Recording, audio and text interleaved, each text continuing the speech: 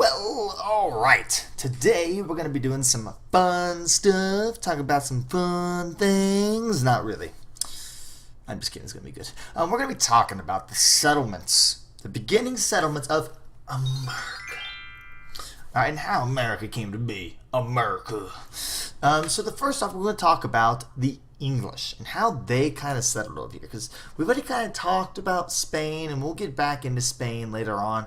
But we kind of know that Spain went over to South America, slaughtered a bunch of people, and called it their own land. So now we're going to talk about how England did the exact same thing, but in a nicer way.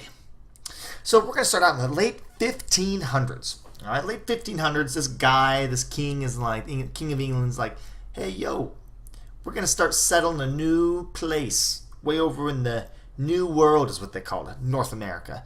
And so they gave this dude, all right, his name was Sir Walter Raleigh. All right, they gave this dude a charter. All right, now a charter is basically a document given to someone that has maybe a lot of power and giving them the opportunity to basically make their own colony. So this was kind of the first steps for England to start to, I guess, catch up with Spain, because Spain's already been doing this a lot. So they give this guy this charter, and they settle over to where Virginia is kind of today, Virginia and around North Carolina. And so he settles this place, and he calls it Virginia. North Carolina is not even in there yet. We can just forget about North Carolina. Who cares about North Carolina, right? Just make it 49 states. Who needs North Carolina? Anyways, I'm sorry if you're North Carolinian.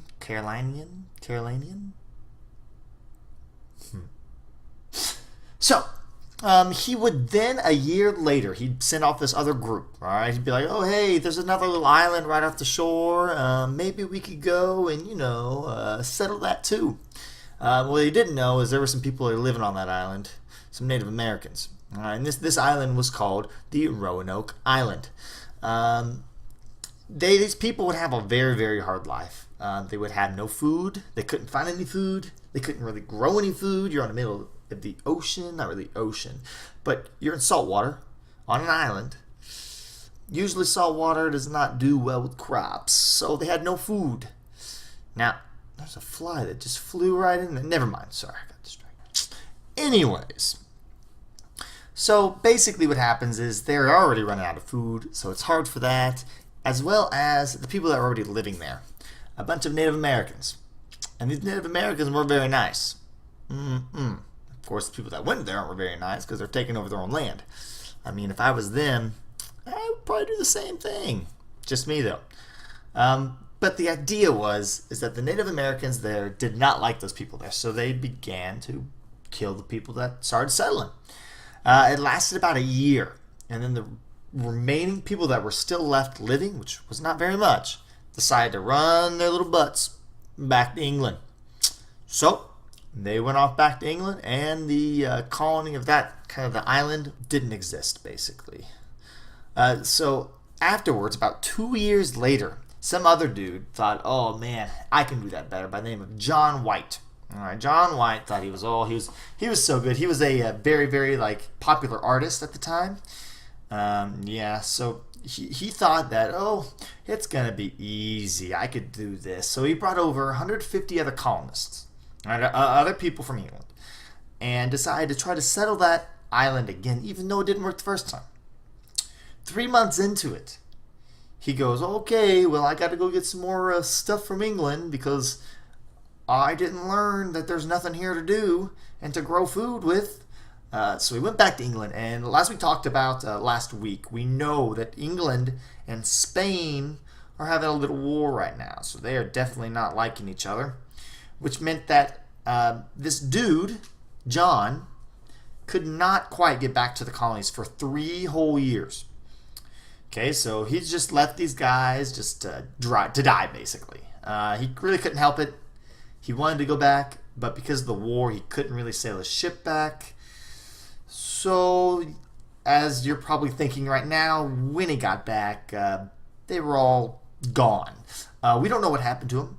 The only thing that was left was on a signpost, someone carved in the name of the island that was right beside that big island.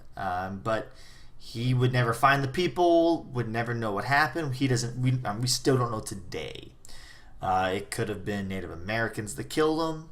Could have been disease. It could have been starvation. We do not know. Rip in pieces. But you should have learned. Moving on. We are talking about the French. Yeah, that was a pretty bad impression. But we are actually going to be talking about the French now. Alright, so you got the Spain, and you know, all them, those Spaniards coming over, killing all those people. You got England coming over here, trying to settle over here, and then dying to Native Americans on an island. So they go and they settle down in Florida.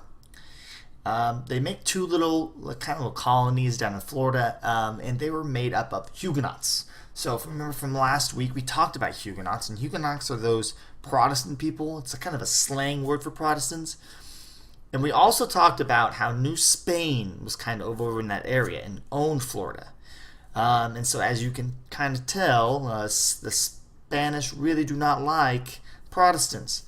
So as you can probably guess, they went in and destroyed those two colonies. Killed everyone in them. People ran and retreated and left the country. So about 7 years later, they would come back and they would basically say, "Oh no, we ain't settling near them Spaniards. Oh no. So we're gonna have the English right between us. We're gonna go above the English and we're gonna go straight over to Canada." All right. So they settle in Canada for a bit, and about 70 years later, they would finally make this big kind of trading outpost, really a city called Quebec. And so this would really be like their first step, big step into their presence into the New World. And eventually it'll be very important later on in American history. But for right now, who cares? I'm just kidding. It's very important. But anyways, so it was located, all right, this city was a very good trading post. First off, it was located on a major river called the St. Lawrence River. And eventually they would take the St. Lawrence River, all right, and they'd take it all the way down, all the way to the Mississippi River, where they would go all the way down and out into the coast of Mexico. And so they would go down that way, and on their way there, they decided to start claiming all this land. So when they got to Mississippi, they decided to claim this land and call it Louisiana.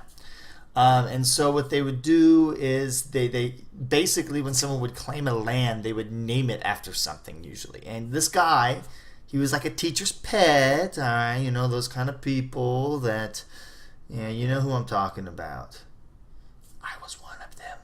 Anyways, basically kind of a teacher pet kind of thing, saying, "Oh man, I'm going to name this land after your king." And so he named the land Louisiana after King Louis XIV.